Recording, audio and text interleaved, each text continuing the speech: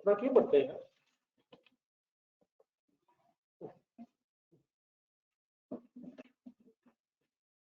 Class में तो कभी महसूस नहीं होता कि पढ़ाई कर रहे हैं, लेकिन लहजा पढ़ना चाहते हैं।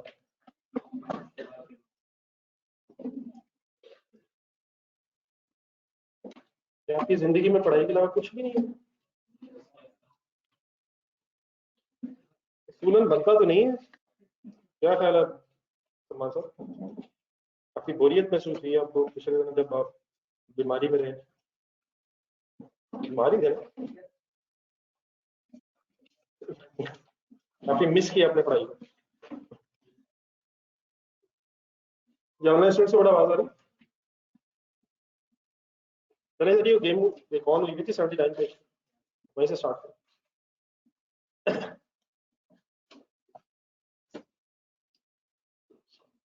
यकीन से वो टेस्ट थोड़ा सा डिले हो रहा है, लेकिन अब मैं इस वक्त उसे जानबूझ के डिले कर रहा हूँ। ये जो इस वक्त जहाँ गेम आ गई है, मेरा 3-4 दिन आपको इस पर जरा कंसंट्रेट करना चाहिए, ठीक है? तो काइंडली फुल फोकस रहा इस चीज पे रखिए, बाकी डेफिनेटली इंशाल्लाह टाइम निकालते हैं। मैंने क्वेश्चन नंबर पेज नंबर 79 पे एग्जांपल 1 2 3 की थी एसेट्स में, और लाइब्रेरीज में भी 1 2 3 होगी। तो आई रिक्वेस्ट काइंडली 2 मिनट तो सब कुछ पढ़ा था वो रिवाइज कर लें, और जहां तक मैंने लिखा था ये भी लिखना चले पेज के नीचे। बस फोर्थ कॉल के लिए एक जगह छोड़नी है दोनों जगह पे। ये है एसेट्स की बहस, टैक्स बेस ऑफ एसेट्स। ये पेज के नीचे जगह है, शायद वहां नोट करें। तो आगे चलने से पहले मैं यहाँ पर नोट कर लूँ, और टैक्स बेस ऑफ लाइबिलिटीज। अगर नोट करते हुए थोड़ा सा रिवाइज करना।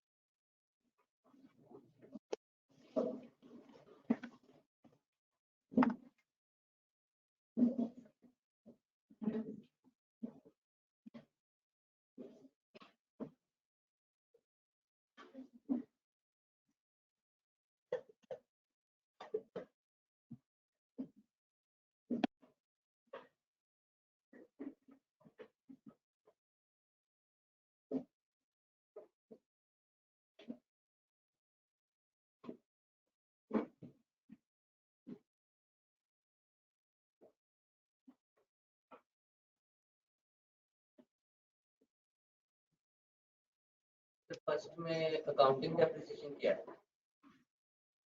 अगर हमने टैक्स बेस निकालनी है तो अकाउंटिंग डेप्रिसिएशन की जरूरत क्या है?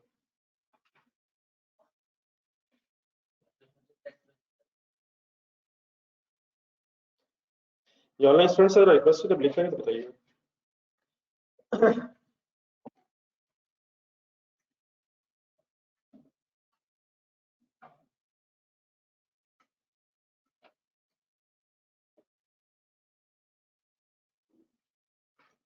सर क्लास प्लीज टाइम पे ज्वाइन किया सर।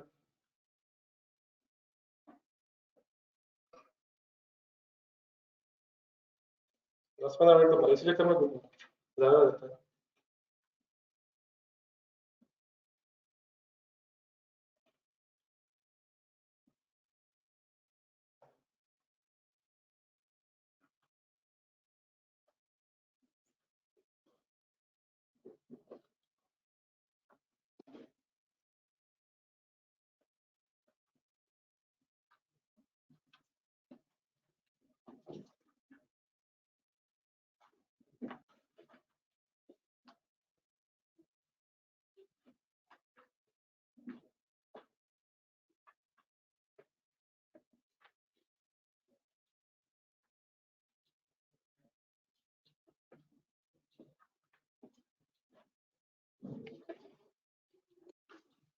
एक बार रिवाइज भी कर रहे हैं पॉइंट नंबर फर्स्ट 3 पॉइंट्स दोनों में, कोई कंफ्यूजन नहीं।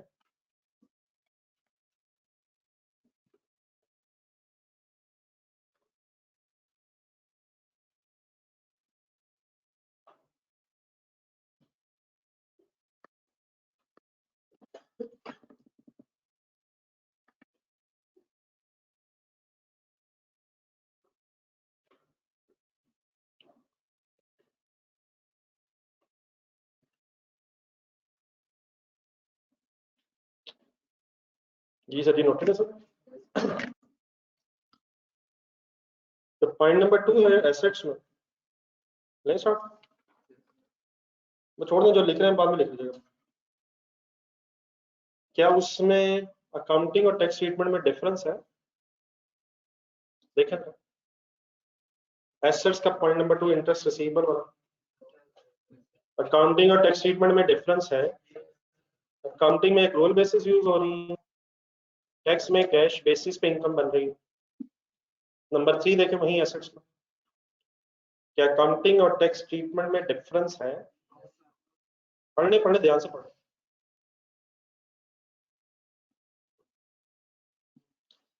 क्या पैसे मिलने से पहले ही हमने भी और पैसे मिलने से पहले ही टैक्स वालों ने भी इनकम बना ली है? तो दोनों में कौन सी बेसिस यूज होंगे? Accrual basis. नीचे आ रहे हैं लाइबिलिटीज एग्जांपल नंबर 1, ध्यान से देखें।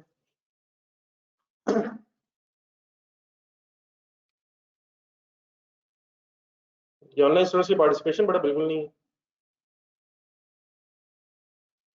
टेस्ट में तू भी चला गया, सही तरह कंडक्ट कर लेना। अब भी नीचे चलो, चलो जी। नंबर 1 सर, अकाउंटिंग और टैक्स ट्रीटमेंट में डिफरेंस है या सेम ही है? आराम से 1.5 घंटे तक बैठना, कोई किसी को नहीं उठाना जब तक क्लास शुरू नहीं होती, आराम से देते हैं। किसी एक को भी कहना नहीं जा रहा, जो आ गया उसका शुक्रिया अदा कीजिएगा, सम्मान है। तो टेस्ट देने अगर आए हैं और आप कह रहे हैं कि उसे, जी सर पॉइंट नंबर 1, क्या ख्याल है फरकान सर को टेस्ट देने अगर आया तो उसका इस्तकबाल बल्कि भूखे से होना चाहिए।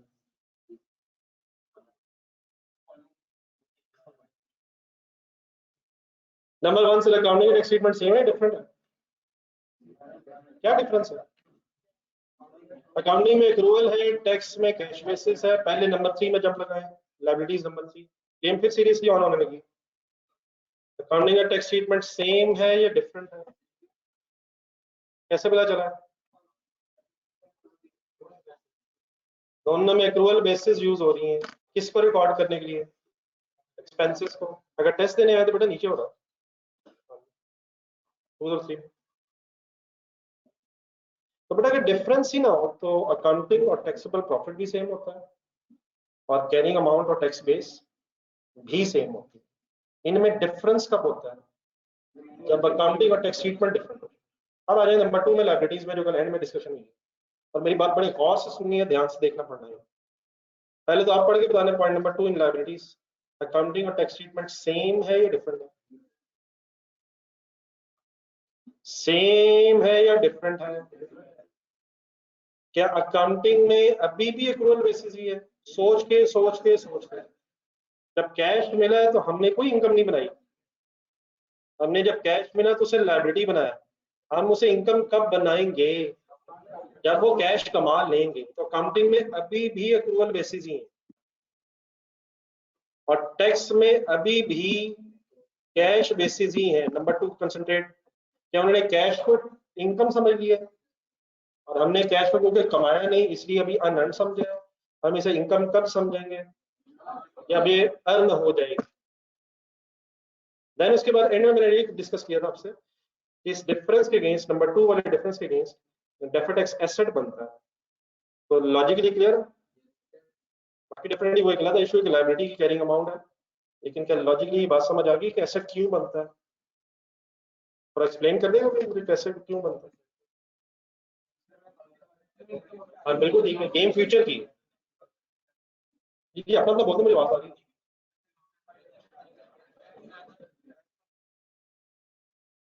फ्यूचर में हम जब अकाउंटिंग इनकम बनाएंगे तो हमारे अकाउंटिंग प्रॉफिट ज्यादा होंगे, लेकिन टैक्सेबल प्रॉफिट्स में इसलिए अब इनकम नहीं बनना, और टैक्सेबल प्रॉफिट्स कम हो जाने की वजह से हमें कम टैक्स देना पड़ेगा फ्यूचर में, which results into tax saving, which results into deferred tax asset. Tax saving results into deferred tax asset, and extra tax to be paid in future is deferred tax asset.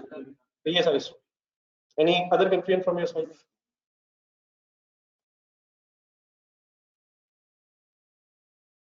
Then चलिए आगे जरा number 4 पे, पर concentration का level जरा extreme level. Dividend receivable from subsidiary have a carrying amount of 100. Accounting ही बोलो. लिखें लिखें ये एंट्री लिखनी नहीं है. Dividend receivable, debit and dividend income. जल्दी जल्दी. Dividend receivable, debit, dividend income credit. क्या हमने just like any other income इस डिविडेंड इनकम को रिसीवेबल बेसिस पे इनकम बना लिया है? डिविडेंड इनकम आपको स्टेटमेंट ऑफ प्रॉफिट लॉस में नजर आती नहीं. डिविडेंड इनकम की बात, इनकम इनकम इनकम कहाँ नजर आती है? Other income. अदर इनकम क्या हमने इनकम बना लिया है? अक्रूवल बेसिस पे बनाया. क्या पैसे आ गए? पैसे आ गए सर, रिसीवेबल है सर. तो पैसे आने के बावजूद अगर हमने एंट्री कर दी, ना आने के बावजूद सॉरी अगर एंट्री कर दी, तो once again we have follow accrual basis. अगली लाइन में dividends are underline. Once again kindly पहली बात जो जहन में रखें वो ये है कि टैक्स ट्रीटमेंट गिवन है और आपने अपना इनकम टैक्स ऑर्डिनेंस जहन में नहीं लाना. हमारे इनकम टैक्स ऑर्डिनेंस में ये 100% एग्जाम नहीं है, ये प्रेजेंटिव टैक्स समथिंग है, और 10% या 15% समथिंग इस पे टैक्स देना होता है डिविडेंड इनकम पे. लेकिन उसको जो भी है वो मैं बाद में जब कभी जरूरत पड़ेगी डिस्कस करूंगा. उसको निकाल के focus on the question, what the question is saying. तो क्या मैं कह सकता हूँ नॉट टैक्सेबल मींस ये एग्जाम्प्ट इनकम है अकॉर्डिंग टू टैक्स? ठीक है.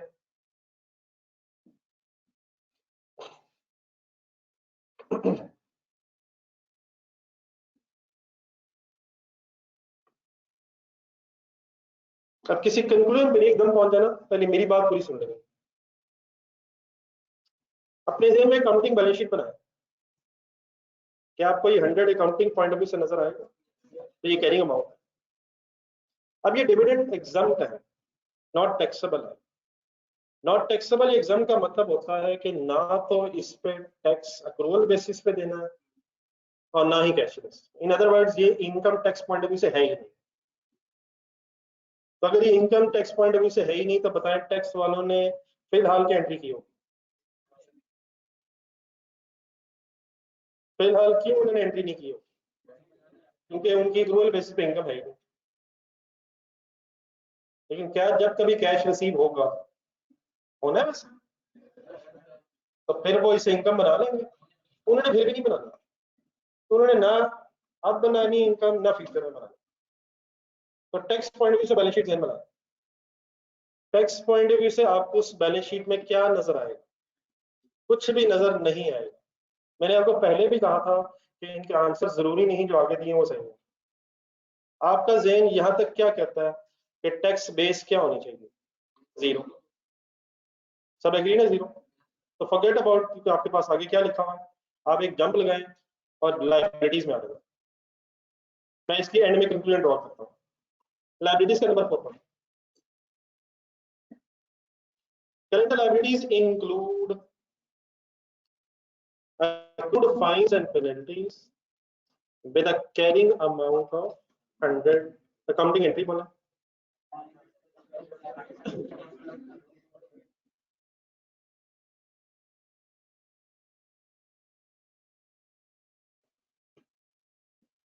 Expense debit or payable credit, just like any other expense. Fines expense debit, fines payable credit. Entry कर ली हमने, बैलेंस शीट जहन में बनाया. क्या उसमें कैरिंग अमाउंट नजर आ रही होगी हमें? किस चीज की? फाइन्स पेबल की. पूरे वर्ड लगाने जरूरी है. एक्सपेंसेस की नहीं, पेबल. अगली लाइन पर fines and penalties are not deductible.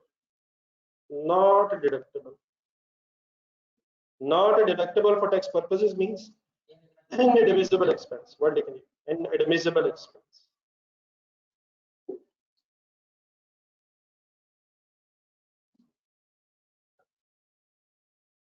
ठीक होता है सर, इनएडमिसिबल एक्सपेंस जो ना कैश बेसिस पे और ना ही अक्रूवल बेसिस पे टैक्स वालों ने एक्सपेंस अलाउ करना।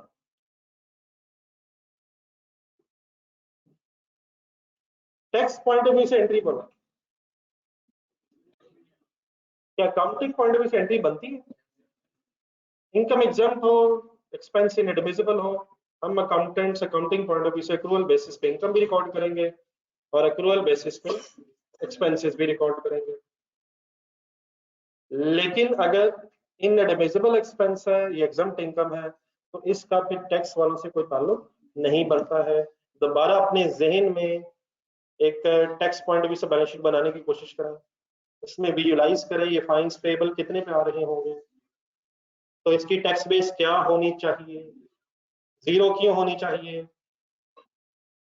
डिविडेंड रिसीवेबल की कैरिंग अमाउंट होगी सर, ये होगी सर, और टैक्स बेस नहीं होगी क्योंकि उन्होंने एंट्री नहीं करी। लेकिन अब अगली बात बड़े गौर से सुनिए, अब बेटा अगर 100 कैरिंग अमाउंट है और टैक्स बेस जीरो, तो क्या फिर डिफरेंस आ जाएगा?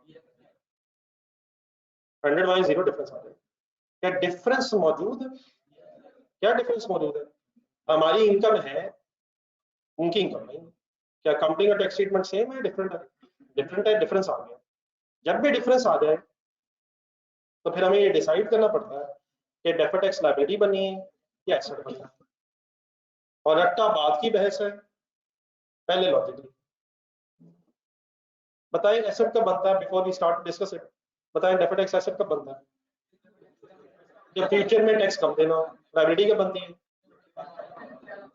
गौर से सोचे 100 के बारे में, क्या ये फ्यूचर में हमारी इनकम बन जाएगी? क्या ये फ्यूचर में टैक्स में इनकम बन जाएगा? क्या ये फ्यूचर में कोई एक्सपेंस अलाउ हो जाएगा? अगर इसने इनकम नहीं बनना तो डेफर्ड टैक्स लायबिलिटी नहीं बनती, और अगर इसने एक्सपेंस के तौर पे अलाउ नहीं होना तो डेफर्ड टैक्स एसेट भी नहीं बनता। इनकम कब बनता है, डेफर्ड टैक्स एसेट कब बनता है? बार बार सोच के बोल ही जाए आपको फाइनल करें।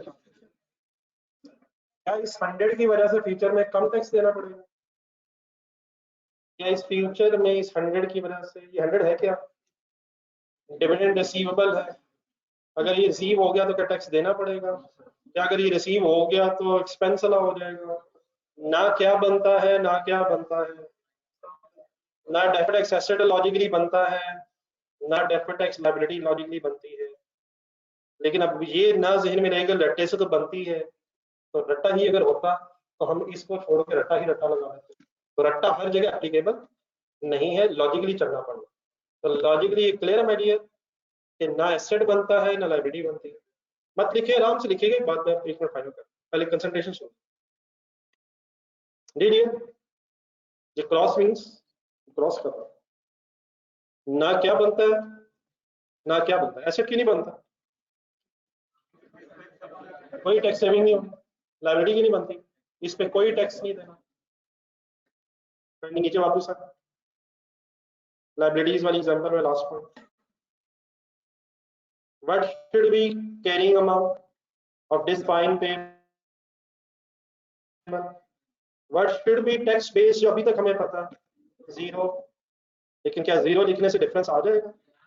डिफरेंस आ जाए तो या क्या बनता है, या क्या बनता है, एसेट लायबिलिटी का फैसला करना पड़ेगा, करवाएं फैसला। क्या ये 100 का एक्सपेंस फ्यूचर में टैक्स वाले मान लेंगे? तो क्या फ्यूचर में टैक्स सेविंग एक्सपेक्टेड है? तो क्या नहीं बनता, एसेट नहीं बनता, तो क्या ज्यादा टैक्स देना पड़ेगा इसकी वजह से? क्या नहीं बनता, क्या क्या नहीं बनता। एक अजीब सी बात ये हो रही है इस वक्त कि पहले जब भी कभी डिफरेंस आ रहा था तो या क्या बनता है और या क्या बनता है। हाँ, इसमें ये वाली बात बिल्कुल क्लियर रखनी है आपने। ये पॉइंट नंबर 3 ऊपर एसेट्स में और पॉइंट नंबर 3 ही नीचे लायबिलिटीज में, इनमें डिफरेंस है ही नहीं। दोबारा दोबारा देखो, अगर डिफरेंस है ही नहीं फिर तो ठीक है, एसेट भी नहीं लायबिलिटी भी। लेकिन अभी तक जो हो रहा था वो क्या हो रहा था कि अगर डिफरेंस है तो लॉजिकली सोचने से अल्हम्दुलिल्लाह या तो लायबिलिटी बन जाती थी और यह एसेट बन जाता। सबको ये क्लियर है कि पॉइंट नंबर 4 ऊपर या पॉइंट नंबर 4 नीचे का है, इस केस में कोई एसेट और लायबिलिटी नहीं बननी चाहिए। क्या डिफरेंस मौजूद है नंबर 4 दोनों में? लेकिन लॉजिकली स्पीकिंग कोई एसेट और लायबिलिटी नहीं बननी चाहिए। अब प्रॉब्लम ये हो गई है कि नेक्स्ट पेज पे जरा जाए,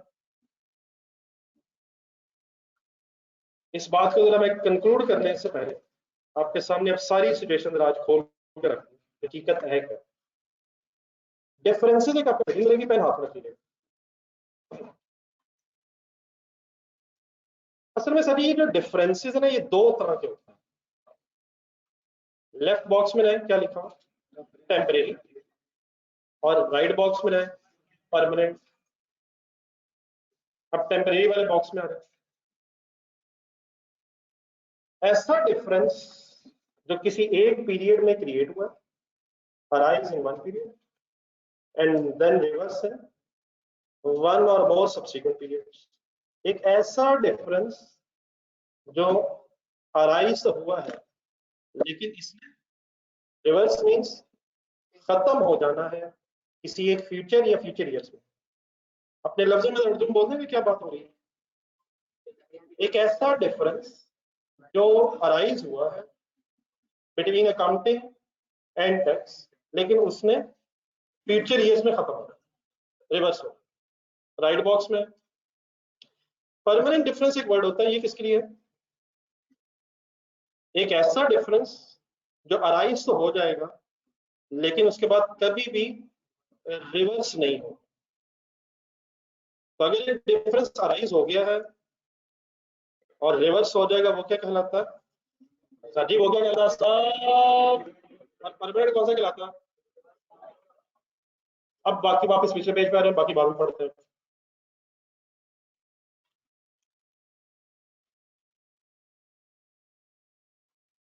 एसेट्स में चले जाए, पॉइंट नंबर 2 में चले जाए, इंटरेस्ट रिसीवेबल वाला बार बार गौर से पढ़ते जाएं, पेन हाथ में पकड़ने पर इंटरेस्ट रिसीवेबल फिर रिवाइज करें जहन में। अकाउंटिंग में अक्रूवल है, अकाउंटिंग में अक्रूवल है और टैक्स में कैश बेसिस है। क्या डिफरेंस मौजूद है? क्या डिफरेंस है? अब जरा अगले वर्ड और ध्यान से सुनिएगा जरा। क्या हमने इनकम बना ली है? क्या हमने इनकम बना ली है? क्या वो बना लेंगे? कब बना लेंगे? तो डिफरेंस तो है लेकिन टेम्परेरी है। हमने इनकम बना दी है, वो बना लेंगे और ये बात फिर खत्म। पॉइंट नंबर 3 इधर ही है sir. What is accounting treatment? Accrual, accrual basis पे receivable. What is tax treatment? क्या उन्होंने भी इनकम बना ली है? तो क्या डिफरेंस है? डिफरेंस है? अगर डिफरेंस नहीं है तो बताएं टेम्परेरी है परमानेंट है? ये कहानी खत्म। अगर डिफरेंस ही नहीं है तो वैसे ही कहानी शुरू कब होगी? जब डिफरेंस होगा फिर टेम्परेरी परमानेंट होगा। डिफरेंस ही नहीं है तो आगे अल्हम्दुलिल्लाह खामोशी। नंबर 4 इधर ही, नंबर 4 डिविडेंड रिसीवेबल। क्या हमारा ट्रीटमेंट एक्रूअल बेसिस पे है और टैक्स वालों का किसी बेसिस पे? क्या डिफरेंस है? क्या हमारी इनकम है और वो फ्यूचर में बना लेंगे? उन्होंने बना ली है, बना लेंगे। क्या डिफरेंस मौजूद है? लेकिन कौन सा डिफरेंस मौजूद है? Permanent difference. परमानेंट हो क्या होता है परमानेंट? अगले पेज पे दोबारा जब भागते रहे, एक डिफरेंस अराइज हो गया। अब ये डिविडेंड रिसीवेबल का डिफरेंस अराइज हो गया। हम अकाउंटेंट्स की इनकम है, उनकी कभी इनकम नहीं है, ना है ना होगी। तो डिफरेंस है लेकिन अब रिवर्स होने वाला कोई चांस नहीं। वापस आ रहे पिछले पेज पे, लाइबिलिटीज पॉइंट नंबर 1, पिछला पेज है वापस, लाइबिलिटीज का point number what is accounting treatment, what is tax treatment, क्या डिफरेंस मौजूद है, क्या हमने एक्सपेंस बना लिया है, वो बना लेंगे, ये डिफरेंस रिवर्स हो जाएगा। तो डिफरेंस है टेम्परेरी, टेम्परेरी कब रिवर्स हो जाएगा, जब पे करेंगे तो वो भी एक्सपेंस मान लेंगे, हमने आज बना लिया वो इंशाल्लाह मान लेंगे। तो क्या ये अल्टीमेटली डिफरेंस जीरो हो जाएगा। नंबर 2 से पहले 3 पर, sorry number 3, what is accounting treatment, what is tax treatment. सोच ले, क्या हमने भी इनकम बना ली है, सॉरी हमने भी एक्सपेंस बना लिया है, उन्होंने भी बना लिया, क्या डिफरेंस है, क्या डिफरेंस है, परमानेंट है टेम्परेरी है, टेम्परेरी परमानेंट की बहस कब होगी, डिफरेंस होगा, डिफरेंस ही नहीं। नंबर 2, नंबर 2 से इधर ही नंबर 2 पढ़े ध्यान से।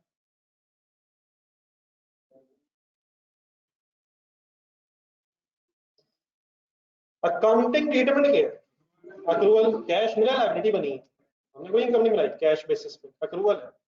टैक्स ट्रीटमेंट क्या है, कैश, क्या डिफरेंस है, अकाउंटिंग में अक्रूवल, टैक्स में कैश, डिफरेंस है क्या टेम्परेरी, फुल कंसंट्रेट करना था, ये बात उलट है लेकिन अल्हम्दुलिल्लाह है टेम्परेरी। क्या टैक्स वालों ने इनकम बना ली है, अब यहाँ इनकम उन्होंने पहले बनाई है, कैश मिलने पे उन्होंने इनकम बना ली है, क्या हम भी बना लेंगे, हम कब बना लेंगे, जब ये इनकम अर्न होगी तो हम भी बना लेंगे। तो क्या वंस अगेन ये टेम्पररी डिफरेंस है, क्या डिफरेंस है एक्रूवल एंड कैश, लेकिन कैश बेसिस पे टैक्स वालों ने इनकम पहले बना ली है, हम अर्न बेसिस पे बाद में बना लेंगे, ये डिफरेंस रिजॉल्व हो जाएगा। देयरफॉर ये डिफरेंस कौन सा डिफरेंस है, टेम्परेरी है। नंबर 4 पढ़े,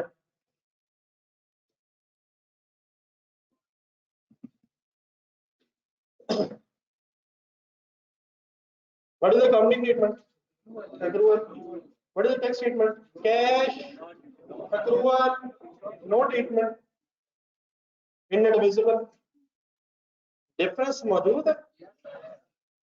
हमने एक्सपेंस बना लिया है, वो बना लेंगे, और बना लिया है, ना क्या हुआ है ना क्या होना है, तो क्या ये डिफरेंस परमानेंट है, ये डिफरेंस पड़ो। अब आएंगे, हमने थोड़ा सा टेबल बनाया हुआ है इस स्टोरी में, इधर इधर ही आगे पेज करेंगे। देखिए बेटा, पॉइंट नंबर 2 में एसेट्स में, अब let's try to conclude the story. Point number 2 में दोबारा देखें, डिफरेंस है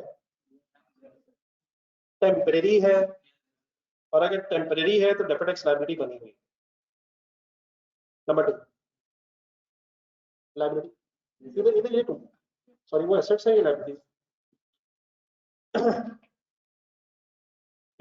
एसेट्स की बात होगी, एसेट्स में देख लो इसमें, इस इनकम पे फ्यूचर में टैक्स देना है, कैश बेसिस पे टैक्स देना है, तो लायबिलिटी सही था फाइनल का। दोबारा मेरे वर्ड्स में, डिफरेंस है टेम्परेरी है और लायबिलिटी है। नंबर 3 डिफरेंस है ही नहीं, बहस ही खत्म है, डेफर्ड टैक्स गायब हो गया। नंबर 4 कंसंट्रेट, डिफरेंस है लेकिन परमानेंट, और परमानेंट डिफरेंस अगर है तो ना एसेट बन रहा है ना लायबिलिटी बन रही है। लायबिलिटी से पॉइंट नंबर 1, इनके आंसर मेरे सामने कर दिए, आप सिर्फ पॉइंट नंबर 1 पढ़ें। डिफरेंस है, जो ऑनलाइन स्टूडेंट्स देख रहे हैं सर, ऑनलाइन स्टूडेंट्स देख रहे हैं क्या हो रहा है, क्या पॉइंट नंबर 1 में डिफरेंस मौजूद है, टेम्परेरी है, और देयरफॉर डेफर्ड टैक्स एसेट की स्टोरी है, इसलिए फ्यूचर में अलाउ जाना पेमेंट बेसिस पे, तो डेफर्ड टैक्स एसेट बनता है।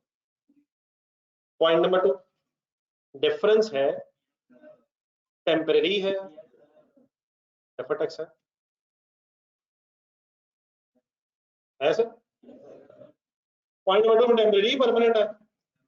अब परमानेंट है और डिफरेंस ही नहीं है। अकाउंटिंग में क्या है, अक्रूवल। पॉइंट नंबर 2 सही तरह रिवाइज करें। अकाउंटिंग ट्रीटमेंट अक्रूवल बेसिस पे, टैक्स ट्रीटमेंट कैश बेसिस पे है।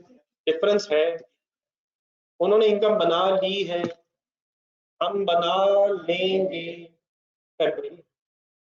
डिफरेंस है, टेम्परेरी है, डेफर्ड टैक्स है। नंबर 3, डिफरेंस ही नहीं है, टेम्परेरी परमानेंट की बहस ही खत्म है, डेफर्ड टैक्स ऐसे ही गायब है। नंबर 4 देखना सही, डिफरेंस है सर जी, डिफरेंस है सर, कौन सा है, तो ना डेफर्ड टैक्स एसेट बनता है ना लायबिलिटी बनती है।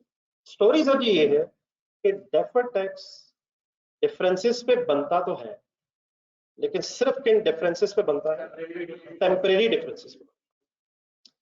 परमानेंट डिफरेंसेस पे डेफर्ड टैक्स की स्टोरी नहीं।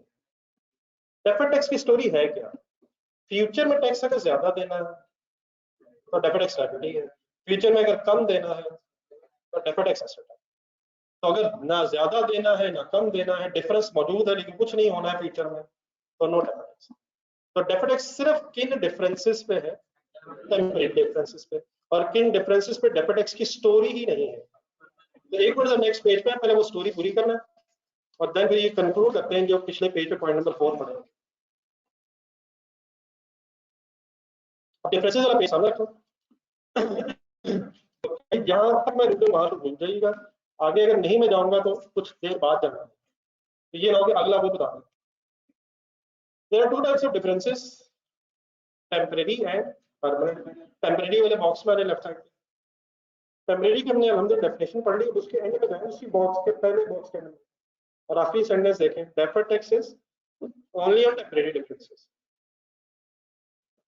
अभी इस साइड को छोड़ के राइट साइड में परमानेंट डिफरेंस वो डिफरेंस होता है जो अराइज हो जाए फिर रिवर्स ना हो, और इन डिफरेंसेस पे no concept of deferred tax. ठीक है, और इसी के तरह नीचे है काइंडली परमानेंट डिफरेंसेस ही के बॉक्स के नीचे दूसरा बॉक्स। परमानेंट डिफरेंसेस की सिर्फ 2 ही एग्जांपल्स हैं, exempt incomes and inadmissible expenses, and लगाना बीच में शायद and missing, and inadmissible expenses are examples of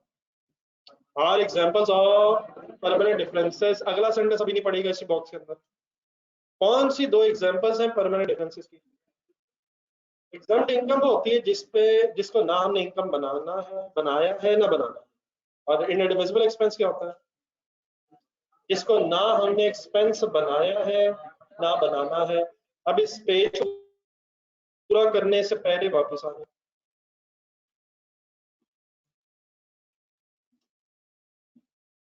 अब स्टोरी बस ये है, फाइनल स्टोरी ये है कि हम जब भी डेफर्ड टैक्स की वर्किंग कर रहे होंगे तो हम कैरिंग अमाउंट्स और टैक्स बेसिस लिख के डिफरेंसेस फाइंड आउट कर लें। लेकिन आज हमें पता ही चला है कि डिफरेंसेस भी 2 तरह के हैं, टेम्परेरी और परमानेंट। और फिर अगली बात ये पता चली है कि टेम्परेरी डिफरेंसेस पे ही सिर्फ डेफर्ड टैक्स है और परमानेंट डिफरेंसेस पे डेफर्ड टैक्स नहीं है। ये बात हम सबको क्लियरली पता चल गई। क्या डेफर्ड टैक्स सिर्फ टेम्परेरी डिफरेंसेस पे है, डेफर्ड टैक्स का परमानेंट डिफरेंसेस से ताल्लुक। देयरफॉर किया ये करेंगे, अब मेरे आखिरी वर्ड्स परेशान हुए बगैर रिलैक्स होकर सुनेंगे, जो इंशाल्लाह समझ में आते हैं। किया ये करेंगे कि जब भी डिफरेंस आ रहा होगा तो उसे कहेंगे भाई आ, सॉरी समझाने के लिए एक स्टोरी बना रहा हूं। जब भी कोई डिफरेंस आना चाहेगा तो हम उसे कहेंगे आ जाओ, लेकिन जब वो आ जाएगा तो उसका एनालिसिस करेंगे कि ये टेम्परेरी आ रहा है या परमानेंट। अगर टेम्परेरी आ रहा होगा तो उसे वेलकम करेंगे, और लायबिलिटी बनती है या एसेट बनता है वो डिसीजन लेकिन अगर कोई परमानेंट डिफरेंस आना चाहेगा तो उसको समझाएंगे कि भाई तेरे पर डेफिनेट एक्स नहीं है, तू काइंडली ना आने देंगे। किस किस को? फैमिली को भी, परमानेंट को। टेम्परेरी को वेलकम करके डेफिनेट एक्स की डिसीजन लेंगे ऐसे प्रॉपर्टी का। परमानेंट डिफरेंस अगर आ रहा होगा तो उसे वक्ती तौर पे तो आ जाने देंगे, लेकिन उसको समझाएंगे कि डेफिनेट एक्स आप पे नहीं है, देयरफॉर काइंडली आप ना आए। तो उसको ये समझाने के लिए काइंडली आप ना आए, हम सिंपली ये काम करें, इंशाल्लाह बात मान लिया गया हमारा। बोर्ड पे जरा नंबर 4 देखें और अपने क्वेश्चन में दोबारा पॉइंट नंबर 4 देखें। डिफरेंट रिसीवेबल एसेट्स वाला पॉइंट 4 नहीं सर जी, पीछा प्लीज सर, एग्जांपल्स वाला पेज पॉइंट नंबर 4। ठीक है, सही है सर। बताएं carrying amount of dividend receivable balance sheet में आ रही है। व्हाट शुड बी टैक्स बेस? Absolutely zero. डिफरेंस आ गया। कौन सा आ गया? परमानेंट आ गया। अब इस परमानेंट डिफरेंस को समझाना है। क्या समझाना? कि डेफिनेट एक्स नहीं है ना, आने दिया है, आने देने से क्या पता चला है? परमानेंट है, लेकिन इसका रोकना है क्योंकि इस पे डेफिनेट एक्स है। तो रोकने का तरीका बेटा सिंपली ये है कि परमानेंट डिफरेंस अगर आने लगेगा तो यहां जीरो होना चाहिए। मेरी इस बात से एग्री है आप? यहां जीरो होना चाहिए। ऊपर नंबर 2 में जाए, आपको ये पता है कि यहाँ 100 है और यहाँ 0 है, तो यहाँ फिर 100 आ ही रहा है। ये सबको पता नहीं कैसे आ रहा है, मैं कल भी बड़ा कॉन्शियसली ये बताया था आपको। 100 में से 0 माइनस हुआ तो 100 आया। नंबर 3 देखें, 100 में से 100 माइनस हुआ तो 0 हो गया। अब नंबर 4 में आ जाए, क्या वाकई डिफरेंस आ रहा है? आ रहा है, लेकिन परमानेंट आ रहा है। तो उसको रोकने का तरीका ये होता है, उसको रोकने का तरीका ये होता है कि परमानेंट डिफरेंसेस के केस में ये अज्यूम कर लिया जाता है कि कैरिंग अमाउंट और टैक्स बेस सेम है। अज्यूम कर लिया जाता है या सेम है, क्यों अज्यूम कर लिया जाता है? ताकि ये डिफरेंस आएगा। ये जो अजम्पशन की मैं बात कर रहा हूं, ये सिर्फ कब एप्लीकेबल?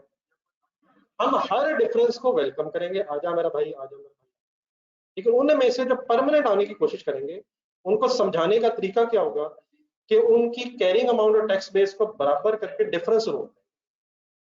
तो ये सिर्फ कब रोक देंगे? जब परमानेंट डिफरेंस। उसको रोकने का तरीका क्या मैंने कंडी बताया, किसको किसके बराबर कर देंगे ताकि क्या हो, ताकि क्या हो, डिफरेंस ना आए। हमें इस डिफरेंस पे एतराज किया है, डेफिनेट एक्स नहीं। तो क्या अज्यूम कर लेंगे? Assume carrying amount is equal to tax base. ये काम सब कब करेंगे? Any confusion? ये काम एकदम नहीं करेंगे जिसका मैंने अभी वक्त किया है। हम कैसे करेंगे? वैसे ही करेंगे जैसे मैंने किया। पहले मैंने क्या किया, डिफरेंस आने दिया, बहुत सोचा, बहुत फिर समझाया, सोच लिया जब हमने, फिर समझाया, और समझाने के बाद इसके साथ क्या फैसला हुआ कि कैरिंग अमाउंट को टैक्स बेस के बराबर कर दें ताकि डिफरेंस। कौन सा डिफरेंस खत्म कर दिया करेंगे? एक सेकंड बाद में पूरी कर लूं, नीचे पॉइंट नंबर 4 पे जाके।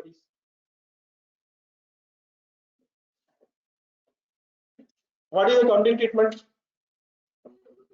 What is accounting treatment, sir? What is tax treatment? No treatment. No treatment. Tax base should be zero. Okay, should be होनी चाहिए फिलहाल, लेकिन उस जीरो रखने से क्या होगा? डिफरेंस आ जाएगा। और डिफरेंस कौन से वाला आ जाएगा? तो इसको भी रोकने का तरीका क्या है? यहाँ जीरो करने का तरीका क्या है? हमें इस पे डिफरेंस क्यों अच्छा नहीं लग रहा है? तो यहाँ भी क्या करेंगे? इन दो सिचुएशंस में ये करेंगे। Inadmissible expenses और exempt incomes are examples of permanent differences. उसमें permanent difference रुकने का क्या है? Carrying amount is equal to tax base. Just एक लम्हे के लिए next page पे राइट बॉक्स, परमानेंट के नीचे वाला बॉक्स, उसके नीचे जो सेकंड बॉक्स में लास्ट लाइन 2 लाइन से पहले एक नजर को देखें। In case of permanent differences मिल गए। अज्यूम क्या इज इक्वल टू क्या?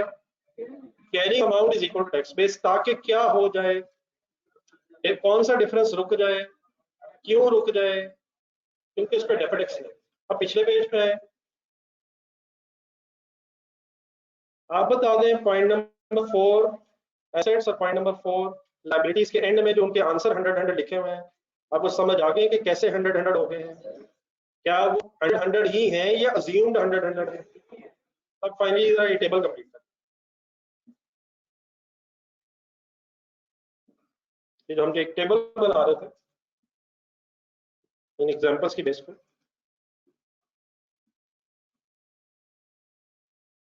बाकी अब अगर कोई कंफ्यूजन है तो बस स्टार्ट करते हैं, ऑनलाइन स्टूडेंट से पहले शुरू कर लेते हैं।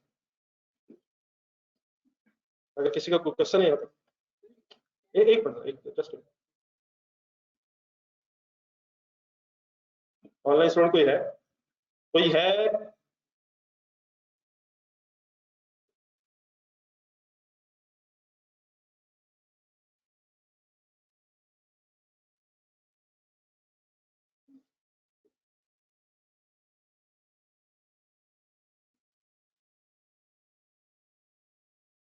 ये कंप्लीट करते हैं, हो गया।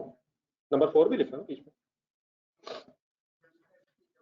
एक जस्ट एक मिनट में जी बाजा, आप कुछ पूछो। सर ये मैं कह रहा था सर, ये assume carrying amount is equal to tax base और tax base is equal to carrying amount, same नहीं सर जी, एक है कैरिंग अमाउंट टैक्स बेस के बराबर ही है, मींस डिफरेंस ही नहीं है। मैंने क्या कहा, लेट मी रिपीट, अगर डिफरेंस है तो आने दें, और अगर डिफरेंस है ही नहीं तो वो तो आ ही नहीं रहा बेचारा। तो जब अकाउंटिंग का टैक्स ट्रीटमेंट सेम है देन तो इश्यू खत्म। हाँ, अकाउंटिंग का टैक्स ट्रीटमेंट का डिफरेंट है, तो फिर ये डिसाइड करना कि ये परमानेंट डिफरेंस आ रहा है या टेम्परेरी है। अगर परमानेंट आने की कोशिश करेगा तो हम अज्यूम कर लेंगे कैरिंग अमाउंट टैक्स बेस के बराबर है, क्योंकि उस डिफरेंस पे डेफर्ड टैक्स बनना नहीं।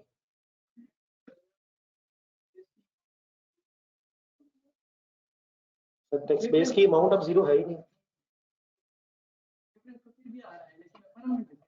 साथी एक मिनट, दोबारा एग्जांपल बना रहे ना, कैरिंग अमाउंट 100 है, आप बताएं कैरिंग अमाउंट कितनी है, 50 है, तो हम टैक्स बेस को 50 कर लेंगे।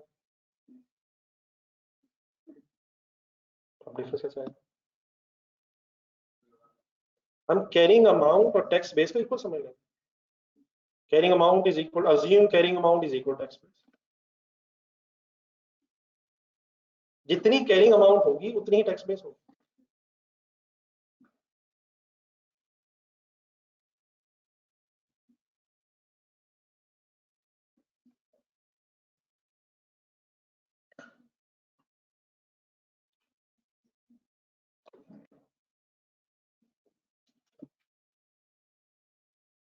ये बड़ा शायद बड़ी जाती है ये क्वेश्चन यार, बल्कि मैं सारा बच्चों से पूछ लेता हूँ, क्या किसी को इस बहस से ये महसूस हुआ है कि मैंने करंट टैक्स की डिस्कशन की है?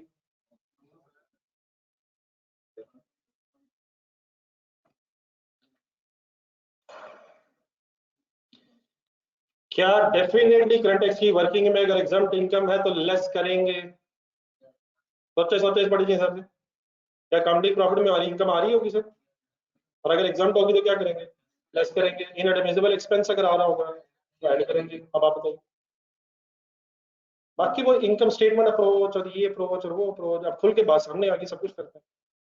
तो इसलिए मैंने आपसे कहा था कि ये income statement approach, balance sheet approach में से ज्यादा कंप्रीहेंसिव बोर्ड है। तो अब स्टोरीज हमारे सामने आ गई सारी, डिफरेंसेस होते हैं लेकिन परमानेंट भी हो सकते हैं और टेम्परेरी भी। तो हमारा कंसर्न अब किससे रह गया, टेम्परेरी से। परमानेंट पे किस चीज का कंसर्न नहीं है, डेफर्ड टैक्स का। क्या मैंने ये कहा कि एग्जम्प्ट इनकम करंट टैक्स की वर्किंग में लेस नहीं होगी? क्या मैंने ये कहा कि इनएडमिसिबल एक्सपेंस करंट टैक्स की वर्किंग में एड बैक नहीं होगा? ये मेरे पे इल्जाम।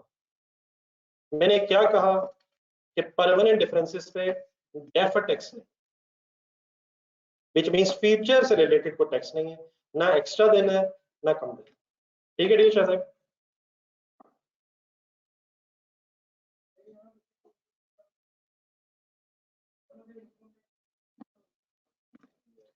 इनकम टैक्स ऑर्डिनेंस कब याद करना है सर, जब क्वेश्चन साइलेंट हो regarding tax statement.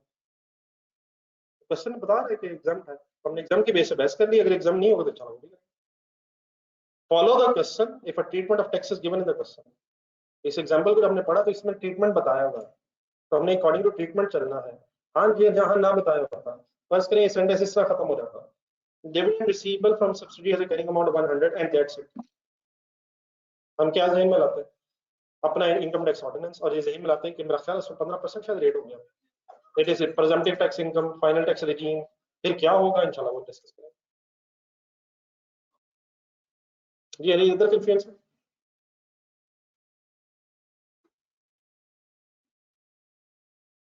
Then sir इसके बाद इस तरह करें, पेज नंबर जरा निकाल 80 जिसमें डिफरेंसेस पढ़ रहे हैं।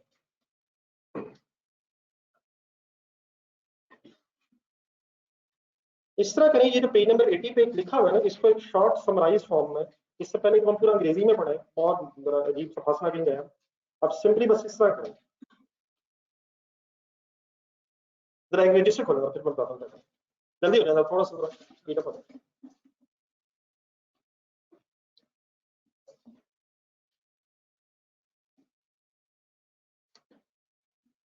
डिफरेंसेस दो तरह के, कौन कौन से, temporary and permanent.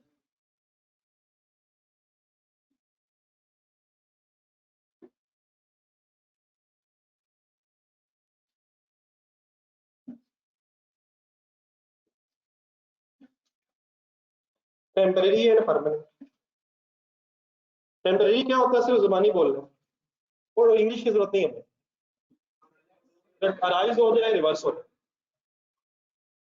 For example दो दोस्तों ने सीए शुरू किया,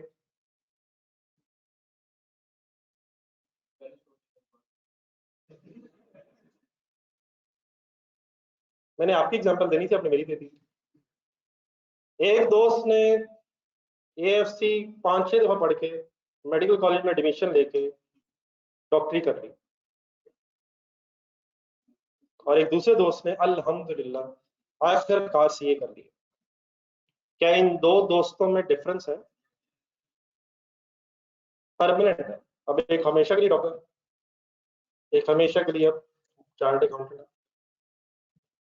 दो दोस्तों ने सीए शुरू किया, एक ने आपकी तरह जल्दी से 5-5.5 साल में सीए कर लिया और एक ने मेरी तरह 30 साल बाद कर लिया, डिफरेंस है। लेकिन आफ्टर 30 इयर्स दोनों चार्टर्ड अकाउंटेंट। टेम्परेरी है परमानेंट है, कुछ ज्यादा ही टेम्परेरी, टेम्परेरी के नीचे आना। deferred tax is on, deferred tax is only on temporary differences। नहीं कि दोनों ने छोड़ दिया, जिसने आप फुरकान कह रहा कि तो फिर ये कौन सा डिफरेंस है? फिर तो डिफरेंस ही नहीं है शायद, दोनों ने छोड़ दिया। आप तो ये देखेंगे आगे वो क्या करते हैं। बार इस बात को यही खत्म कर दें, deferred tax is only on temporary differences। Okay okay sir, no deferred tax इस पे परमानेंट डिफरेंस।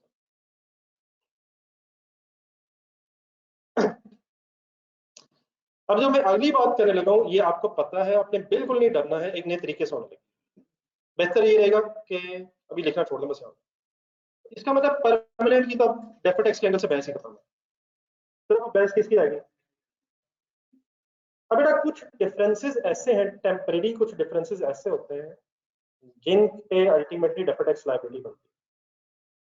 कुछ डिफरेंसेस ऐसे होते हैं जिनकी वजह से फ्यूचर में ज्यादा टैक्स देना पड़ता है, तो उन ज्यादा टैक्स देने वाले डिफरेंसेस पे क्या बनता है?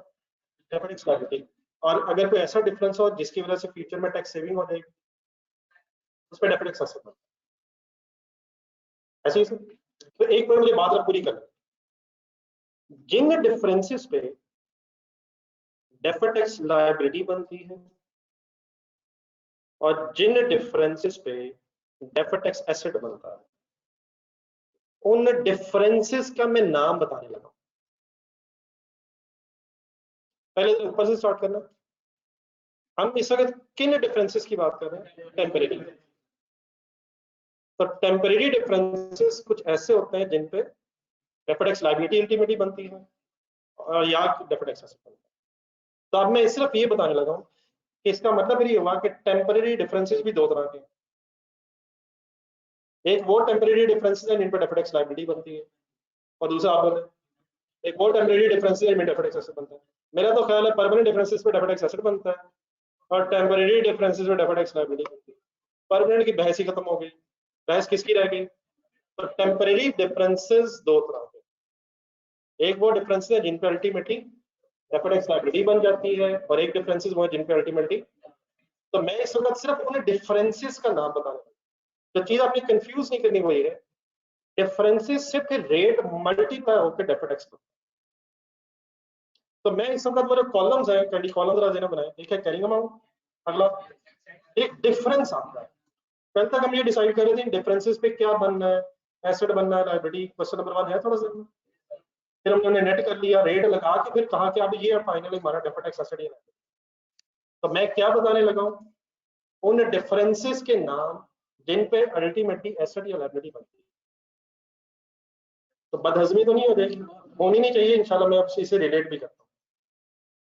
वो डिफरेंसेस और वो टेम्परेरी डिफरेंसेस जिनके against deferred tax liability ultimately rate multiply करके बनती है, उन डिफरेंसेस को IAS 12 में कहा जाता है taxable temporary difference.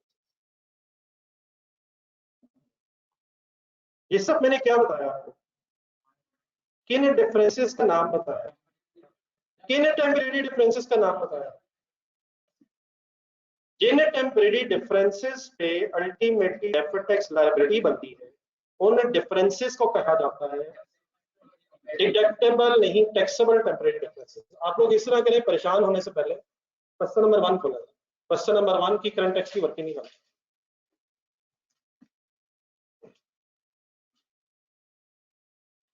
Question number 1 की करंट टैक्स की वर्किंग फर्स्ट ईयर की निकाल दें, सॉरी करंट टैक्स की वर्किंग ही deferred tax, sorry working number 2 2009 के एंड वाली, 2009 के एंड पे 31 दिसंबर 2009 के एंड पे क्वेश्चन नंबर 1 जो कल की है, वो पुरानी सिनेरियो 1 नहीं, जो कल क्वेश्चन नंबर 1 की गैलेक्सी क्वेश्चन नंबर 1 एक दो पेजेस पीछे हो।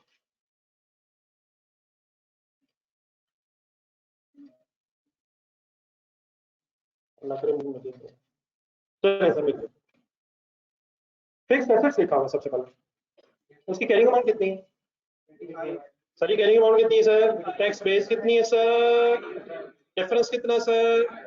इस डिफरेंस पे अल्टीमेटली क्या बनना है? लेकिन क्या ये 30 डेफर्ड टैक्स है? 30 पे रेट अभी लगना है, तो रेट लगने से पहले ये 30 क्या है? Taxable temporary difference. अब यहाँ लिखने की जरूरत नहीं है, अगले सवाल में लिखा है। ये 30 का नाम क्या है?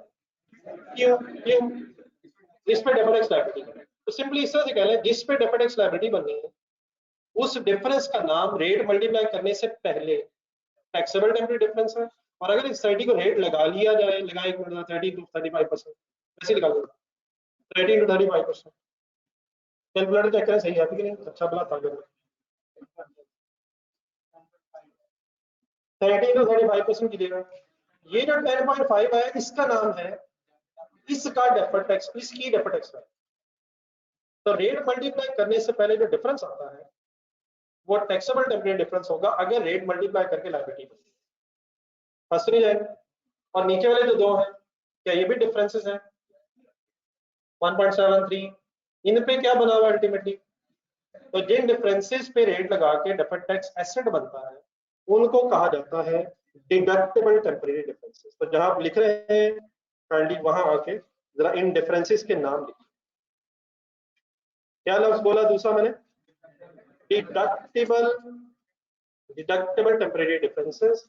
और ये वर्ड्स जरा बड़े बड़े से हैं, तो अपनी आसानी के लिए जरा यहाँ से इनकी एब्रीविएशंस बना लेते हैं। लिखते हुए ठीक है, लेकिन बोला पूरा करेंगे। TTD एंड DTD, पहले पहले वर्ड से एब्रीविएशन बना।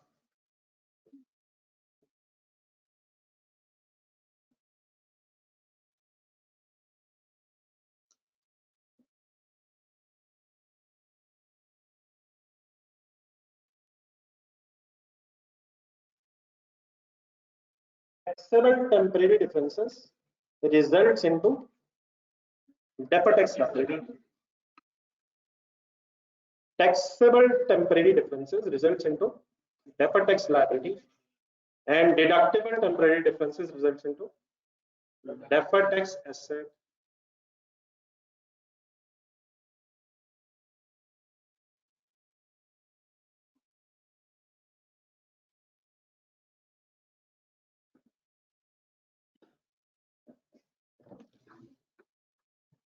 Yeah, I hope that finally, after all this buzz, we are on same page.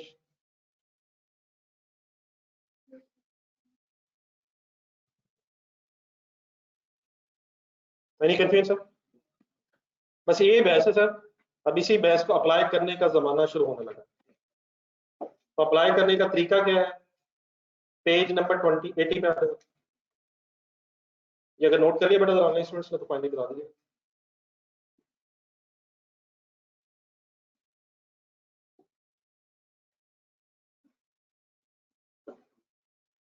जी कोई हिसाब लिख रहे हैं?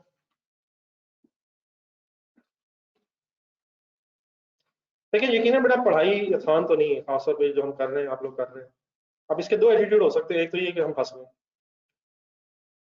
देखो कभी आए कभी नहीं, कभी पढ़ा कभी नहीं, और दूसरा एक एटीट्यूड ये भी हो सकता है कि अब जब फंस ही गए तो बिस्मिल्लाहिर्रहमानिर्रहीम अब करके छोड़ दें। तो आप देख रहे वक्त तो दोनों केसेस में गुजर जाना, बल्कि गुजर जाता है हर दफा।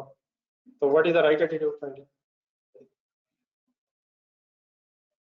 दिल नहीं माना आपका, मेरा पहला ही सही लग रहा है। ये मैं तो फोन कर सकता हूँ पहला, आपके ख्वाब, उन ख्वाबों के रास्ते में एक सी रुकावट है और मेरा ख्याल छोटी नहीं है। तो क्या करें सर? कब से? इंशाल्लाह आ गया सर।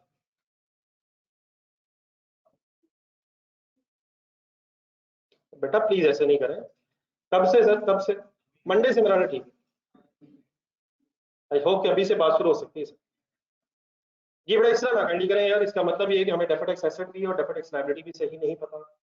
हाँ एक क्वेश्चन मेरे सामने आ गया, जरा थोड़ा सा मुझे मायूसी हुई है, वैसे तो मायूसी को पर है, और मेरा ख्याल है कि वक्ती तौर पे ऐसे ही मजाक में से पूछा गया। अब आप जरा काइंडली बहुत से मेरे चंद वर्ड्स और सुन लें। लायबिलिटी बेटा तब बनती है जब फ्यूचर में टैक्सेबल प्रॉफिट ज्यादा होने, और टैक्सेबल प्रॉफिट ज्यादा होने हो तो उन पर टैक्स देना है, इसलिए इन डिफरेंसेस का नाम टैक्सेबल है। और डेफर्ड टैक्स एजाज से टैक्सेबल प्रॉफिट्स कम होने और कम टैक्स देना, तो वहां से ये वर्ड निकला है डिडक्टेबल।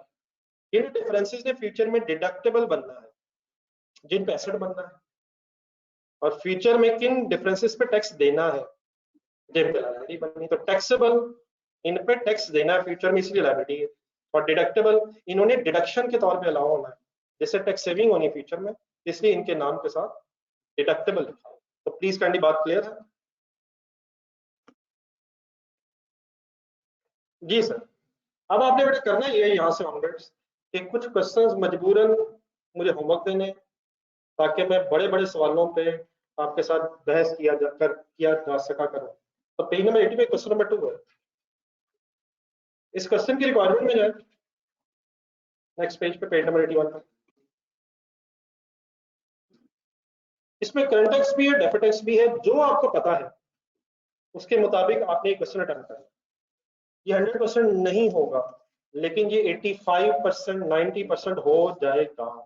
तो मुझे ये नहीं कहना कि 90% रह गया है, 10% रह जाए, मुझे पता। Done sir. लेकिन एक फेवर आपने और करनी है, और ऐसी परेशान ना होइएगा, ये जब मैं दूसरा काम देने लगा हूँ, ये वाला सवाल भी जो मैंने अभी दिया है और जो दूसरा सवाल देने लगा हूँ, ये भी इंशाल्लाह डिस्कस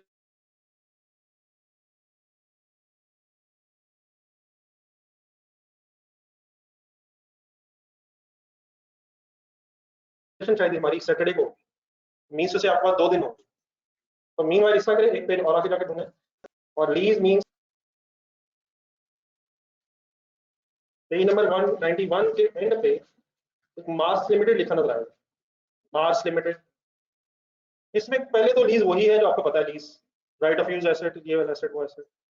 और दूसरी जो रिक्वायरमेंट उसमें मैच्योरिटी एनालिसिस भी है, बल्कि पहली में करंट टैक्स डेफर्ड टैक्स की बहस है। जैसे एक मिनट, पहले ऑनलाइन स्टूडेंट्स को मेरी आवाज ठीक आ रही है? बीच में शायद अगर इशू आया था, 1 मिनट के लिए पेज नंबर 70 में जाए, page number 70, page number 70, 70, 70, point number 15, point number 15 के नीचे एक्सप्लेनेशन लिखी हुई है आपने, टैक्स वाले क्या क्या अलाउ नहीं करते, क्या अलाउ करते हैं, अकाउंटिंग एप्रिसिएशन और इंटरेस्ट एक्सपेंस अलाउ नहीं करते, रेंटल अलाउ करते हैं। तो ये जो जितनी की बात आपको पता है, इसकी बेस पे पेज नंबर 91 पे जो मार्क्स लिमिटेड है, ये भी काफी हद तक आपका हो जाएगा। तो प्लीज कौन कौन से क्वेश्चन होमवर्क है, एक पेज नंबर 12 जो आप जरा ढूंढ लें अपने पास, एक शाकिर इंडस्ट्रीज का नाम है,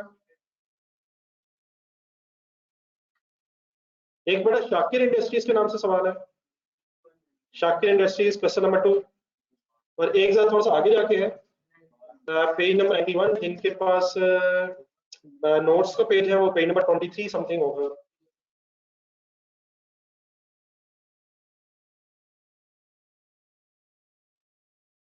तो इन 2 क्वेश्चंस को होमवर्क दे दें। आइडियल यही है, क्या टाइम निकालें, कोई इशू वाली बात नहीं, मैक्सिमम कोशिश करें, लेकिन यकीनन कुछ चीजें ऐसी हैं जो मैंने फाइनल करनी है आपके साथ मिलकर, लेकिन बेस्ट तभी रहेगा अगर आपने पुरानी चीजें की हो जो आपको पता है, और जो नई चीजें आपसे नहीं हुई वो मैं करवाऊं तो ज्यादा बेहतर रहेगा। आपकी पार्टिसिपेशन अगर साथ साथ रहेगी तो आपको समझ भी बेहतर आएगी। तो क्या मैं अज्यूम करूं क्या आप लोग आज करना शुरू कर देंगे? तो क्या आपको पता है अगर आपने हिम्मत की तो इसने हो जाना। बहरहाल मैं इंशाल्लाह इसकी डिस्कशन सैटरडे को इसलिए करूंगा कि शायद जो आज का रिमेनिंग टाइम है, कल का टाइम है, इसमें काफी कुछ मैं और भी आपको बता दूं जो फाइनली आपको और हेल्प करेगा इन क्वेश्चंस को फाइनल करने। तो मीनवाइल क्या आपको पता है हमारे पास बहुत टाइम है, जी आज का टाइम है सर। हाँ, क्वेश्चन नंबर 3 में से शुरू करें, page number 81।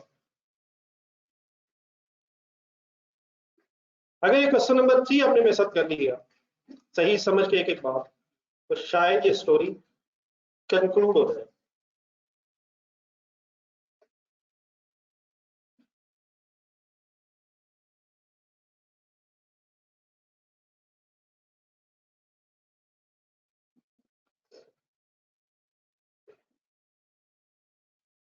Ji sir, the draft comprehensive income of the hobbit limited मिल गया, इसकी requirement prepare extracts from statement of comprehensive income of Hobbit Limited for 31st December 2001 starting with profit before tax। अपने जहन में extracts बनाएं, बताएं क्या क्या मांग रहा है। प्रॉफिट बिफोर टैक्स ढूंढेंगे, टैक्स की हेडिंग ढूंढेंगे, करंट टैक्स ढूंढेंगे, डेफर्ड टैक्स ढूंढेंगे, सम करके प्रॉफिट आफ्टर टैक्स अकाउंट। ठीक है, अब उनको ढूंढने के लिए जो करना है वो फिलहाल बस फिर एक बी रिक्वायरमेंट भी है, statement of financial position extracts बनाने हैं, विद कंपैरेटिव बनाना है। 1 कह रहा है तो 2000 कंपैरेटिव बने, तो बी रिक्वायरमेंट बाद में, ए रिक्वायरमेंट जेन में रख के गेन शुरू करते हैं। फर्स्ट लाइन से पढ़ें,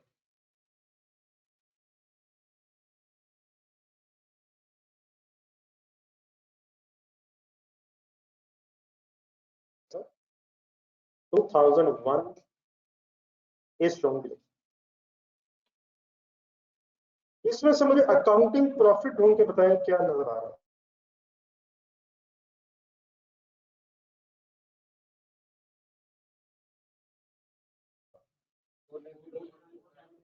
और 6 लाख अकाउंटिंग प्रॉफिट है, यार जाने के गुस्सा आएगा। प्रॉफिट 497, अगर खुदा ना खास्ता कोई भी मेरी तरफ से गुमराही आए तो आपने होना नहीं। फॉलोइंग नेक्स्ट वन, बाकी स्टेटमेंट अगर पढ़नी है तो revenue, sale, cost of sale, gross profit, other income, expenses calculate. Following end of the year adjustment needs to be accounted for. इस लाइन से क्या समझ आया? क्या following end of the year adjustments अभी रहती हैं? तो क्या अगर एडजस्टमेंट्स अभी रहती हैं और उन्हें एडजस्टमेंट को पढ़ के पता चला कि हमारा प्रॉफिट इफेक्ट होना है, तो क्या ये given profit before tax unadjusted हो जाएगा? करंट टैक्स की वर्किंग हमेशा स्टार्ट की जाती है प्रॉफिट बिफोर टैक्स से, लेकिन कौन से प्रॉफिट बिफोर टैक्स से? तो अकाउंटिंग पॉइंट ऑफ व्यू से सही कैलकुलेट हो गया, और अगर वही सही कैलकुलेट ना हुआ तो बाकी सब कुछ साइड में रह जाएगा। सबसे पहला काम प्रॉफिट बिफोर टैक्स को एडजस्टेड बनाना हो जाएगा। तो अब काइंडली जरा एडजस्टमेंट्स के एंगल से स्टोरी पढ़ना शुरू करें। नंबर 1 ये ठीक है,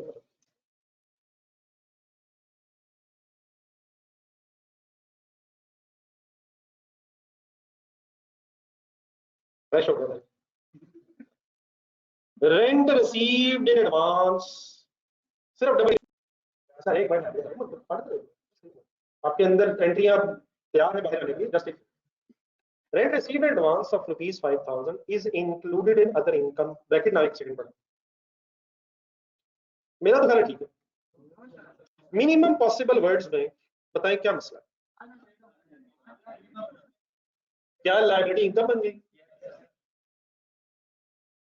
तो डेफिनेटली गलत है। लाइबिलिटी इनकम बन गई। एक सेकंड, ब्रैकेट के अंदर है, ब्रैकेट के अंदर लिखा हुआ टैक्सेबल, नीचे वाली ब्रैकेट एक मिनट डिसेबल पॉइंट के अंदर डिडक्टेबल। ये क्या चीज है? ये टैक्स स्टेटमेंट्स के बाद, तो टैक्स स्टेटमेंट्स यकीनन कंसीडर होंगे, लेकिन अकाउंटिंग एडजस्टमेंट्स के बाद। मतलब ये सारी ब्रैकेट्स पढ़े जो नीचे आ रहे, पहली ब्रैकेट में लिखा टैक्सेबल, अगली में डिडक्टेबल, फिर डिडक्टेबल, फिर टैक्सेबल, आगे एग्जाम्प्ट, नॉट डिडक्टेबल, बाकी उसके बाद ब्रैकेट आएगी। तो ये ब्रैकेट्स में क्या गिवन है? तो टैक्स स्टेटमेंट यकीनन हम डिस्कस करेंगे, लेकिन कब? पहले अकाउंटिंग फाइनल हो जाएगा। तो इन पर इसको पढ़ते हुए एडजस्टमेंट्स को kindly bracket for the time being ignore हो जाए, मिक्स ना करें। ब्रैकेट से बाहर पॉइंट 1 क्या मिस्टेक है? यकीनन भाई ने बात सही की है, शराज भाई ने शायद ये बात इसलिए हुई कि टैक्सेबल वर्ड होता है इनकम्स के लिए, डिडक्टेबल वर्ड एक्सपेंसेस के लिए। वो ठीक है, लेकिन ये कब ज़हन में लाएंगे? जब टैक्स की वर्किंग शुरू। फिलहाल हमें क्या मसला नजर आ गया कि प्रॉफिट ठीक नहीं, तो देन क्या करें? क्या कोई एडजस्टमेंट सजेस्ट करेंगे?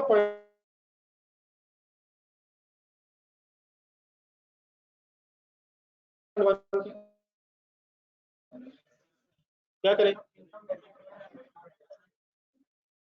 अब इस तरह करें, रजिस्टर का पेज 1 वर्किंग, पहले 2 पेजेस छोड़ दो।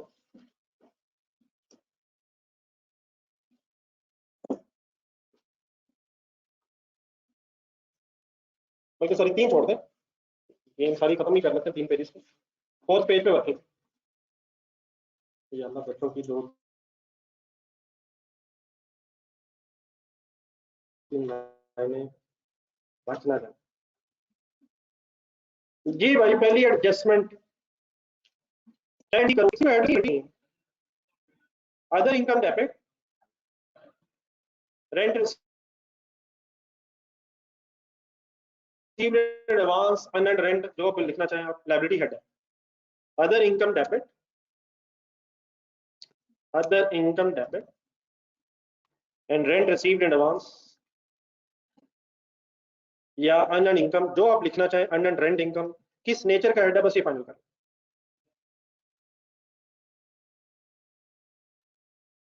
कितने रुपए से? 5,000।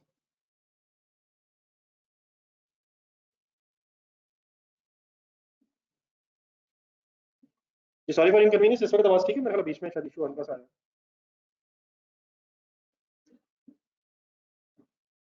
वक्ती तौर पे ठीक है? तो पहली एंट्री समझ आ गई जानने से।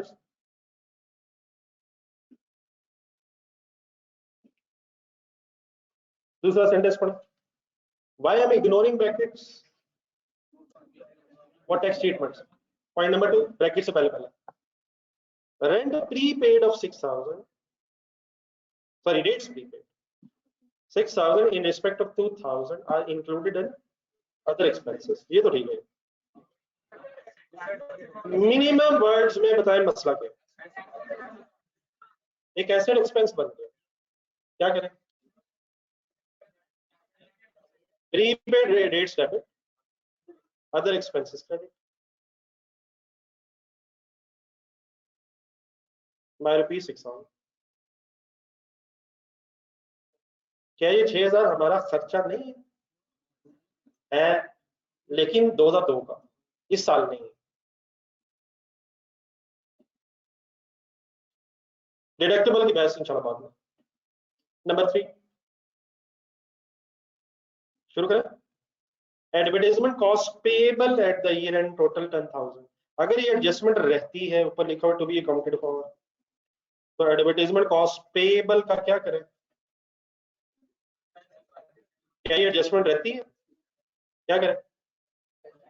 एडवर्टाइजमेंट एक्सपेंसेस डेबिट ना sir, payable payable payable payable है सर। कहाँ लिखा पेएबल?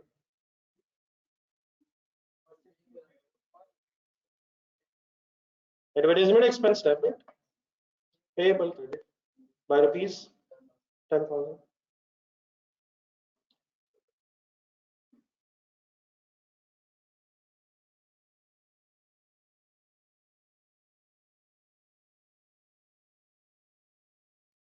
और bracket once again shows deduction in tax. Point number 4, interest receivable debit, interest receivable debit, interest receivable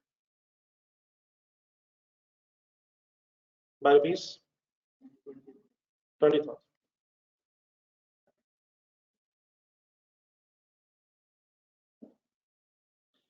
by rupees 20,000।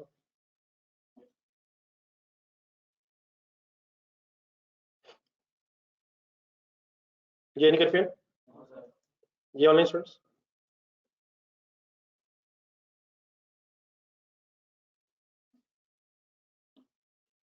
Ji sir ji, online students कैंडी please कोई issue note कर लिए। Other relevant information, अब पहले पूरा क्वेश्चन पढ़ना है। डिविडेंड इनकम ऑफ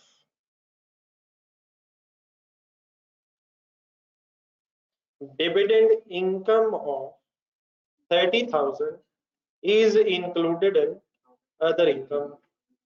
ये क्या मिस्टेक है? अब जाने दें यार। Dividend income of 30,000 is included in other income. Definitely एक तो अदर इन्फॉर्मेशन आ गया, वो पॉइंट सेंटेंस खत्म हो गया। और अगर हम इसे लॉजिकली पढ़ें तो ये गलत भी है। ब्रैकेट क्या है वो बात की बहस, वो ठीक है कर लेंगे। तो क्या इस पॉइंट में कोई मसला?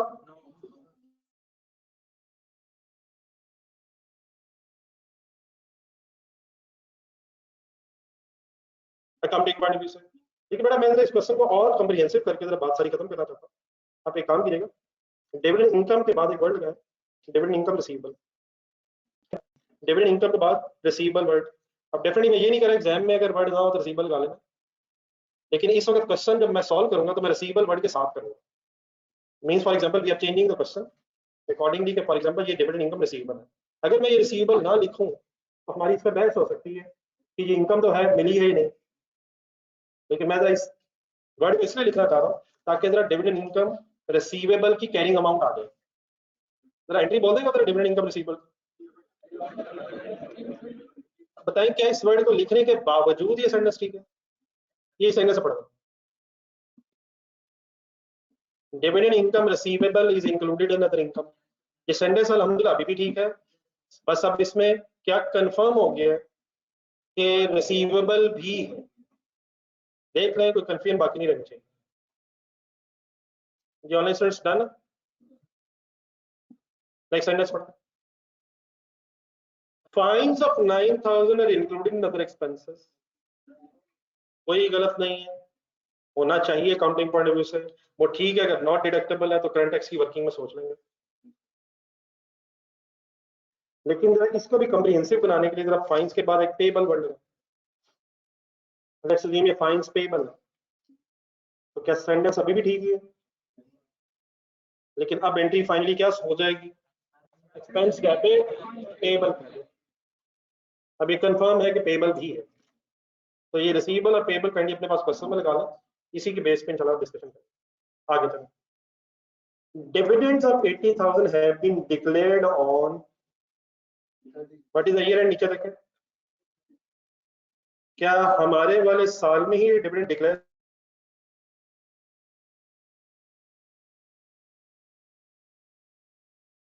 हुआ?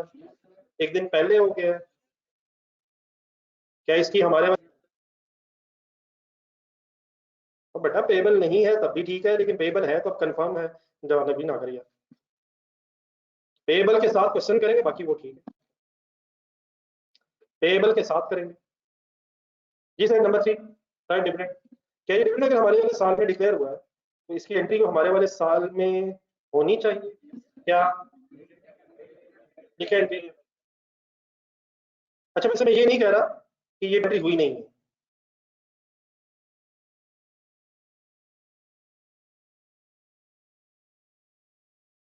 नहीं मतलब क्योंकि अभी अदर इन्फॉर्मेशन है, ऊपर लिखा हुआ था and of the year adjustments accounted for, वो 4 पूरी हो गई हैं।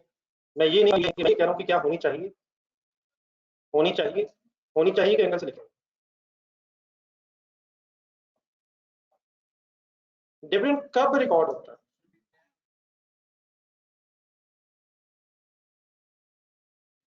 जब वो डिक्लेयर हो जाए। हाँ, अगर डेट ऑफ डिक्लेरेशन ना पता हो वो एक अलग स्टोरी, आपको पता है, लेकिन यहाँ पे बनती है, हो गई है, ठीक है, मैंने जो हो गई वही लिखी है, ओके, हो गई होगी। मैंने ये एंट्री इसलिए लिखी है कि इस पर जरा देखिए, कंड ये बताएं कि डिविडेंड डेबिट होने से और पेबल क्रेडिट होने से हमारे प्रॉफिट बिफोर टैक्स पे क्या फर्क पड़ता है? डिविडेंड डेबिट होने से रिटेन्ड अर्निंग्स पे इफेक्ट होगा, और पेबल क्रेडिट होने से करंट लायबिलिटी बढ़ती है, तो डेफिनेटली हमारे कंपनी प्रॉफिट पे इसका इफेक्ट नहीं। अगली लाइन, ये ऑनलाइन स्टूडेंट्स ओके?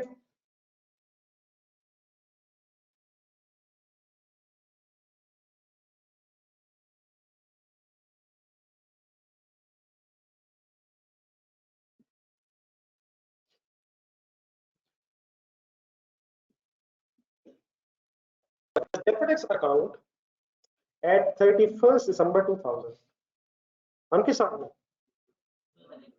पिछले साल की बात हुई। had a credit balance of 12,000,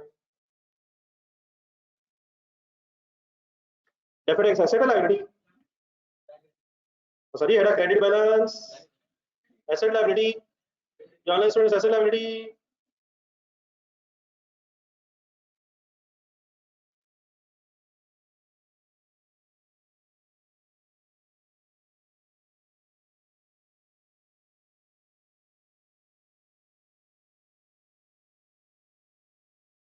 ठीक है,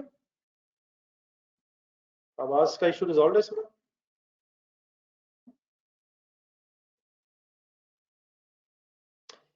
ये क्रेडिट बैलेंस ठीक है, क्रेडिट बैलेंस है, लाइबिलिटी है, किस दिन की लाइबिलिटी?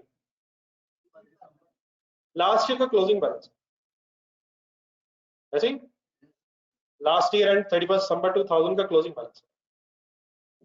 आगे चलो, which related purely to taxable temporary differences क्या होते हैं? टैक्सेबल टेम्परेरी डिफरेंसेस अभी क्या होते हैं? टैक्सेबल टेम्परेरी डिफरेंसेस जिन पर डेफिनेट लायबिलिटी बनती है, तो क्या टैक्सेबल टेम्परेरी डिफरेंसेस पे 12,000 की डेफिनेट लायबिलिटी बनी हुई है? बनी हुई है सर, क्यों बनी हुई है? अराइजिंग फ्रॉम कैपिटल अलाउंस से वर्ड आएगा कभी कभी सवालों में, it is simply another name for tax depreciation on plant. Sentence पूरा दोबारा पढ़ें, शुरू से लेके यहां तक सेंटेंस दोबारा रिवाइज करें।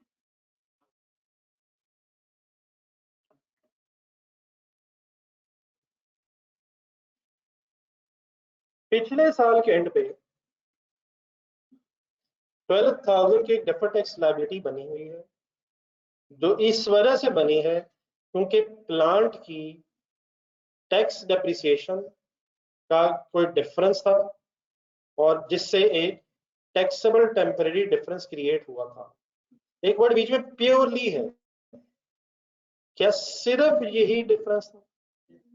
खालिसतन ये किस पे बनी है? सिर्फ इस डिप्रिसिएशन के डिफरेंस की वजह से बनी। क्या ये भी हो सकता है कि एक से ज्यादा डिफरेंसेस हो?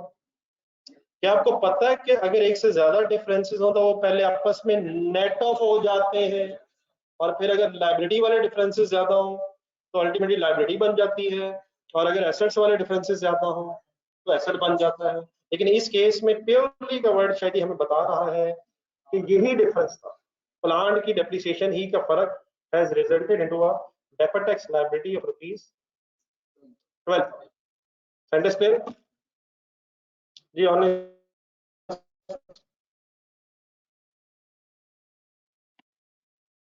आगे चले सर, सेकंड लाइन के end, last paragraph second line के end, the tax base of the plant at 31 December 2000 was 1,50,000। ये ओपनिंग टैक्स बेस दी हुई, कंसिडर हमारे वाले साल के एंगल से ओपनिंग टैक्स बेस एट 31 दिसंबर 2001, the carrying amount of the plant and tax base amount to rupees 1,20,000 and 85,000 respectively। ये दोनों closing balances of carrying amount और टैक्स बेस गिवन है सर जी, गिवन है sir. No plant was sold और purchase during the year, क्या हो ही नहीं सकता, कल हुआ था, क्वेश्चन नंबर 1 में हुआ था, हो सकता है, हुआ नहीं है। मेरा फिर सवाल आपसे ये है कि ओपनिंग टैक्स बेस ढूंढे, ओपनिंग टैक्स बेस ढूंढे, क्लोजिंग टैक्स बेस ढूंढे। अगर कोई एडिशन नहीं, कोई डिस्पोजल नहीं, तो रिडक्शन किस वजह से है, कौन सी depreciation, tax depreciation. Opening carrying amount बताएं, ओपनिंग कैरिंग अमाउंट बताएं, नहीं है, क्लोजिंग कैरिंग अमाउंट बताएं। अगर कहीं से ओपनिंग कैरिंग अमाउंट भी मिल गई और एडिशन डिस्पोजल नहीं है तो अकाउंटिंग डेप्रिसिएशन भी आ जाएगी। रेट 30% है फॉर लास्ट मेनी इयर्स। इंशाल्लाह भी क्वेश्चन कल एंजॉय कर सकते हैं। घर के लिए क्या है, प्लीज करिएगा टाइम यार, 10 मिनट वेस्ट हो रहा है। एंड में हम इस तरह उठने जाते हैं 10 मिनट पहले, कि जैसे आए 10 मिनट पहले। Please come on time and try to leave on time. आज भी हम 4 मिनट जल्दी जा रहे हैं। अल्लाह हाफ़िज़।